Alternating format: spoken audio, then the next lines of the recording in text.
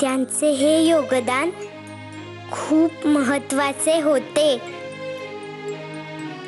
बाई, झाला माझा धडा वाचून. बाई,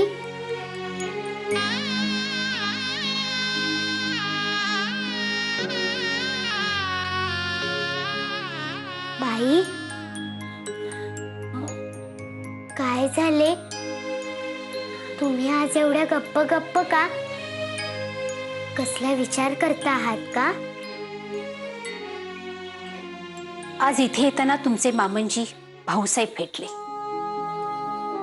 त्यांनी धर्माविषयी, स्त्री शिक्षणाविषयी, संसाराविषयी बरेच काही सांगितले.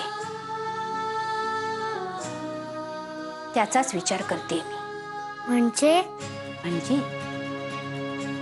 धर्माचा अर्थ प्रत्येक जण वेगळा लावतो. धर्मातील उत्तम तत्वे घेऊन तुमच्या मामनजीने संसार केला, त्यामुळे आज त्यांचे कुटुंब एवढे मोठे आहे. नात्याचे, बिन नात्याचे सगळ्यांना त्यांनी सामावून घेतले आणि आधार दिला. हेही एक प्रकारचे धर्मकार्यच आहे. बायकांच्या शिक्षणाविषयी त्यांची मते अनुकूल नसली तरी त्यांच्या मनातली भीती मी समजू शकते. 100-150 वर्षांनी बायका पुरुषांप्रमाणे जगू लागतील. कलह अधिक आणि गोडवा कमी असे होईल, असे त्यांचे म्हणणे आहे. खरंच असे होईल?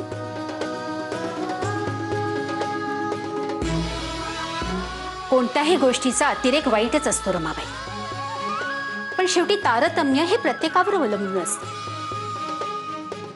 जसे आज महादेवराव, भांडारकर यांच्यासारखी मंडळी धर्माचा अर्थ किती सुरेखपणे उलगडून दाखवतात, तर राम दीक्षितांसारखे लोक विपर्यस्त अर्थ लावून हाच धर्म असे म्हणत जबरदस्तीने लोकांच्या माथी मारतात.